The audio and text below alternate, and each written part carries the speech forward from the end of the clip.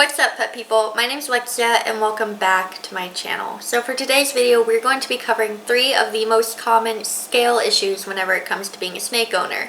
The issues that we're going to cover today are scale rot, mites, and then last but not least, stuck sheds. I won't be going into too much detail about how they are caused. I will just go over the main reasons in which each of them are caused, and then I will be going over various treatments that you can do to help your snake get through these difficult times if they have one of these issues. So if you're interested, please keep watching.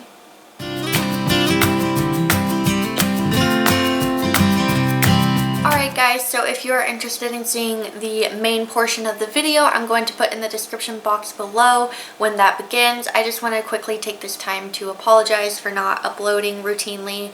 I've had a lot going on and I am going to try once again to get back into a routine uploading schedule. I still am getting stuff ready for both of these enclosures. I've been jumping back and forth between a couple different reptiles that I want for them, but I think I finally decided on what I would like to go into my top 2 of the Custom Cages hybrid enclosure.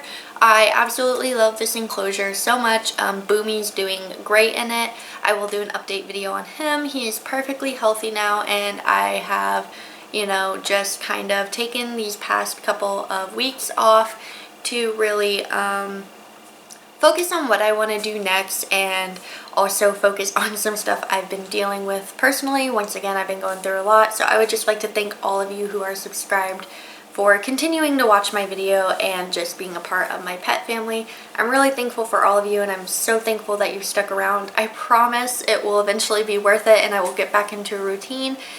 Just stick with me a little longer and it'll all come back together. So thank you so much for your time and subscriptions and likes and everything like that. So yes, thank you, and now let's get into the main part of the video.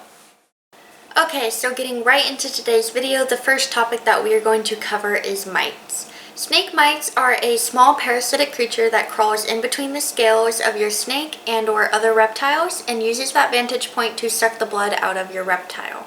This may not seem like a terrible issue and something that is easily solved, but if left untreated, they can actually end up killing your reptile.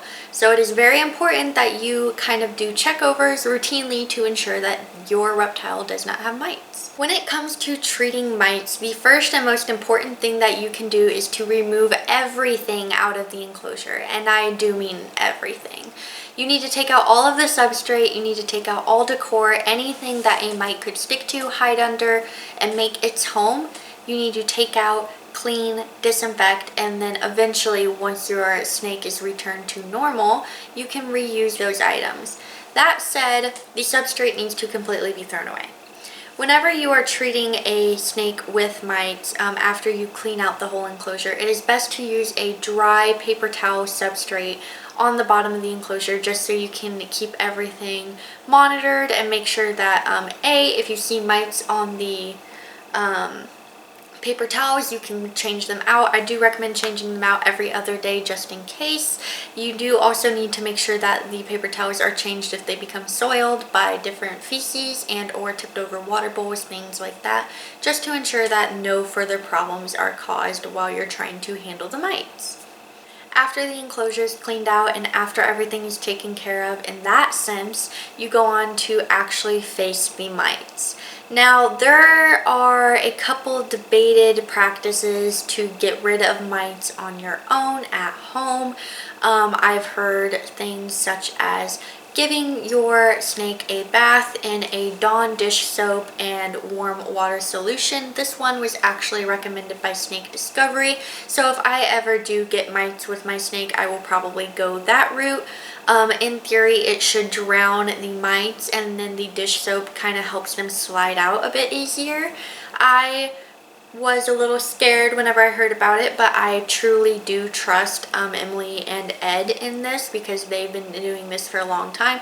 So that would be a solution I would feel comfortable doing. Some other places online and things like that have talked about using various oils to help slide the mites out from underneath the scales. People have used things such as olive oil. I saw someone say coconut oil, don't recommend.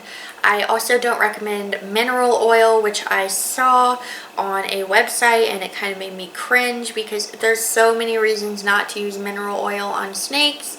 I'm actually going to do a whole video on that, but whenever it comes to oils, the only one I would really feel comfortable using is olive oil. So once again, the two main things I would recommend to kind of help the mites get out are the, Dawn dish soap and water bath, as well as doing a olive oil, kind of rub it in, massage the mites out, things like that, if your snake will let you.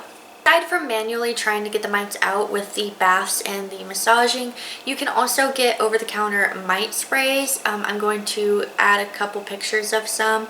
Again, I've never personally had this problem, so I do not have any experience with these things, but they seem to all have good reviews, and I kind of researched up on them for you guys, so I'm going to put 2 or 3 that I would recommend for you to use.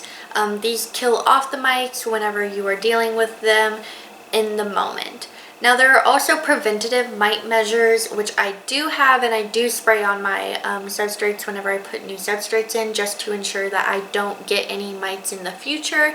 There is a Preventative, which again is recommended by places such as Snake Discovery. I think Clint's Reptiles mentioned it once. I think that I know a couple other reptile YouTubers have mentioned it, and I ended up buying it for that reason and using it. I've had no issues with mites, so I assume that means that the Preventative works, or I've just been lucky with that. But I do recommend using a preventative type of spray, or just checking your substrate routinely, making sure everything's clean, making sure that you put a quarantine on a new reptile when it's brought in, things like that, to help prevent mites from coming into your home. Alright guys, moving directly on from the mites, we are going to talk about stuck sheds. Stuck sheds are often caused by improper humidity, meaning too low of a humidity, and they can also be detrimental to your reptile if not taken care of.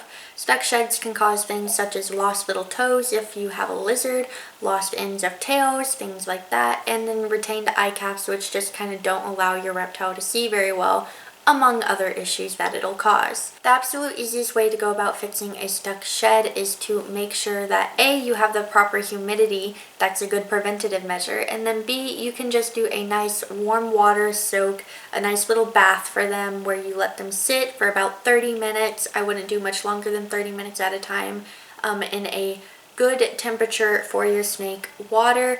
I have heard between 80 and 85. I would do, between 85 and maybe like 87, just so that whenever the water cools down, you aren't facing too much of a drastic drop that will affect your snake and send them into a shock. After letting them soak in the water, I would recommend taking a towel, not a paper towel, but like a beach towel or a kitchen towel or something like that, something with the kind of something with the little scruffy layer that can kind of stick onto the shed as you wipe it off. I would also recommend making the towel damp, just so there's not a whole lot of resistance. It is safe to do this. If it doesn't all come off in one go, you can do multiple soaks throughout the week. Just kind of make sure that they have time to dry out in between each. And by dry out, I mean that you are not just making sure that they're in a damp enclosure all the time, because that could lead to scale rot, among other things. Moving on from the stuck shed, as I kind of mentioned just a second ago, we're going to cover scale rot. Scale rot is something that can be caused by a wide variety of reasons. Sometimes it can genuinely happen even if you are having a clean enclosure, and even if you are not having too humid of an enclosure. It is a bacterial or fungal infection, depending on how it arises. It is a bacterial or fungal infection within the scales that can be caused by a wide variety of things. The most common things that can be caused by are too dirty of an enclosure, and I don't mean like you forget to take out the poop one day in 1 week. This means that your snake has been sitting in a very dirty enclosure for a very long time. We're talking weeks. That can be one of the causes. Or too humid of an enclosure can cause scale rot. If they're sitting on a damp substrate in the same spot for hours upon hours for multiple days, it can cause a pretty nasty little bacterial infection. Bacteria thrives on heat and moisture, so that would be the great environment for them, especially if that is all your snake is able to get. not only can it be caused by the dirty enclosures and the overly humid enclosures, but it can also be caused by things such as abrasive substrates, abrasive decor, and just anything that can really tug on those scales, scratch those scales, cause small little dents, things like that are not good for your snake. And unfortunately, I had to face scale rot recently, only in a small little located area on Monty, but it was because I did get her a beautiful new hide that was just a little bit too rough for her is what I decided. And I'm going to be sharing my personal experience with you on how I have treated and gotten her through her scale rot. There's a lot of different ways that you can care for scale rot on your own. My preferred way was using a betadine iodine solution, which is, let me grab it. Okay, I'm back. So as I said, I was using a povidone, probably saying it wrong, but pretty much the same ingredients as betadine. Betadine was a little bit too pricey for how much I needed, therefore I did not use betadine. I used iodine, which is the same thing, and I used a 8 parts water to 1 part iodine. That was the solution I found worked best for me, and I left her in there for about 20 minutes twice a day in the beginning, and then I think I did that for 3 days, and then I did once a day for the following 4 days. Again, her case wasn't very bad. I just kind of freaked out because I've never dealt with it before. And as I said, I've been going through a lot, so of course I was like, oh, of course I'm dealing with this. So I went ahead, did the iodine solutions.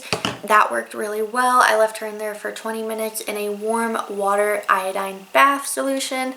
I've seen other things online say that people have used so much as a 3-part water to 1 part iodine, which I feel is a little bit too concentrated personally. And then I've seen people say that they have used a 10-part water to 1 part iodine solution, but left the snake in there for an hour, which again, I didn't really feel comfortable doing that. So what I did was the 8-part water, 8-part water, 1 part iodine, and then a 30-minute soak.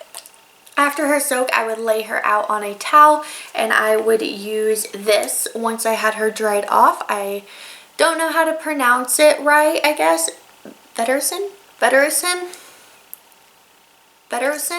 And I use the Reptile Wound and Skincare Vetericin Plus.